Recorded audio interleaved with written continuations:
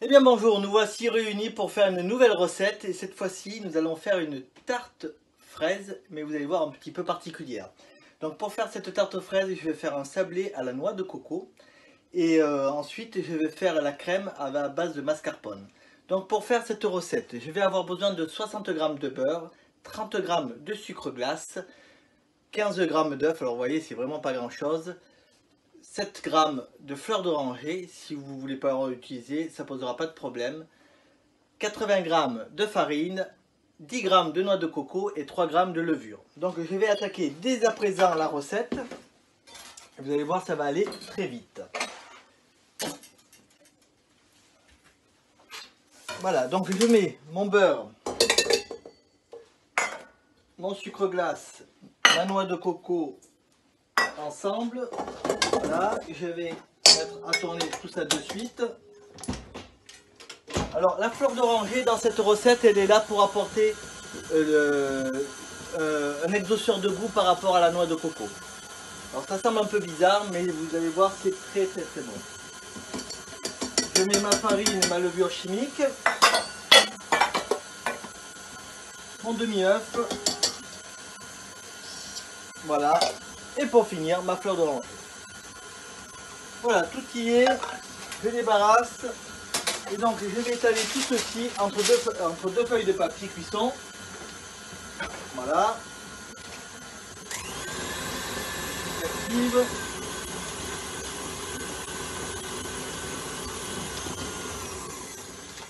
Et on est bon. Voilà, je vais tout sortir.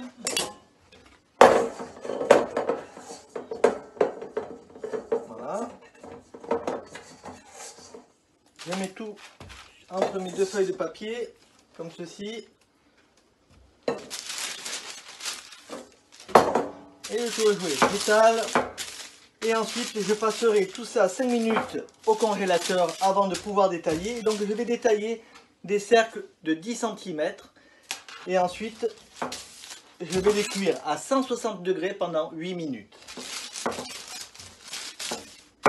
Voilà, c'est étalé. Je vais mettre ceci au congélateur. Et moi, pour aller plus vite, je les ai déjà pré-cuites pour pouvoir ensuite mettre mon montage. Donc, vous voyez, c'est un sablé qui ne bouge absolument pas. Si vous le regardez, voyez, regardez, il est impeccable. Tel que je l'ai détaillé, il est resté. Donc, pourtant, je le cuis dans un four ménager, donc ça ne pose aucun problème, il ne bougera pas. Là, j'ai fait petit, vous pouvez faire, bien entendu, beaucoup plus grand. Alors, pour faire ma crème, j'ai pris 200 g de crème et 60 g de crème de mascarpone. Donc la crème, je l'ai fouettée, il ne me reste plus qu'à mettre ma crème de mascarpone dedans. Et là, ma petite particularité, c'est que je vais faire exprès de mélanger du sucre. Donc je vais mettre 20 g de sucre. Et regardez, j'ai pris du thym frais. Donc je vais mettre mes feuilles de thym frais avec le sucre, et ça je vais les écraser ensemble pour avoir un petit goût. Alors j'en mets pas beaucoup, hein, c'est juste un tout petit peu de parfum qui va me faire ressortir le goût de la fraise quand nous allons la manger. Voilà, c'est fait. Maintenant je vais l'écraser au rouleau à pâtisserie, donc vous voyez ça va très vite. Alors si vous voulez, vous pouvez le faire directement sur la table ou entre une feuille de papier cuisson. Voilà. Ça c'est vraiment pour faire ressortir les essences du thym. Alors c'est un goût qui n'est pas tout à fait commun puisque le thym d'habitude on s'en sert pour la cuisine, mais là je fais esprit de vous faire voir que on peut aussi s'en servir pour la pâtisserie et c'est très bon. Voilà, regardez, il est écrasé dans mon sucre. Voilà, on le voit, hein, il est bien écrasé dans le sucre.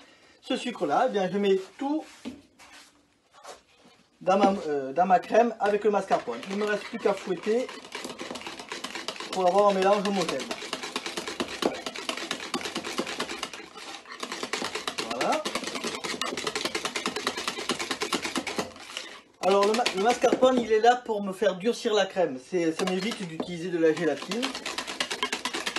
Le ferment lactique qui est dedans me permet de durcir ma crème. Si vous ne voulez pas utiliser du mascarpone, que vous utilisez de la crème fraîche, épaisse, ça marchera aussi bien. Il n'y a aucun problème. Voilà, regardez, vous voyez, ça tient bien. Je vais pouvoir le pocher et je vais finir de dresser ma tarte. Donc pour cela, maintenant, je vais prendre ma poche, une corne.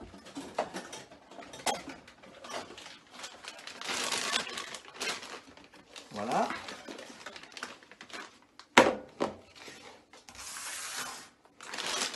Comme ceci.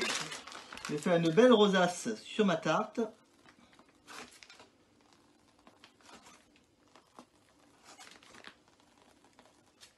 Et voici. Et il ne me reste plus qu'à ranger mes fraises. Comme ceci. Alors, après vous ferez un peu en fonction de la taille de vos fraises, hein, bien entendu.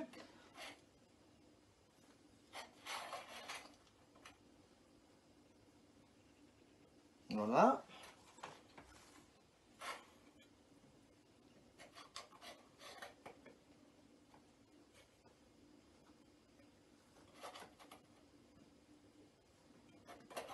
Donc ce sablé, le gros avantage, c'est que vous pouvez le préparer à l'avance et ainsi avoir de la mise en place pour pouvoir faire vos tartes. Voilà. On va faire la dernière.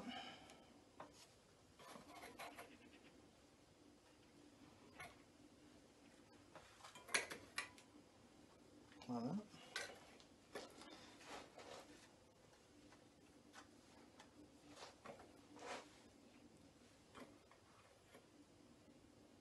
Et voilà. Donc, vous voyez, nous avons fait, très vite fait, 4 tartes avec une petite crème de mascarpone à la fleur de thym et un sablé à la noix de coco. Alors j'espère que cette petite idée vous donnera envie de la réaliser. N'hésitez pas à me retrouver sur Instagram ou sur IGTV ou alors sur École du Casse tout simplement. Je vous dis à très bientôt.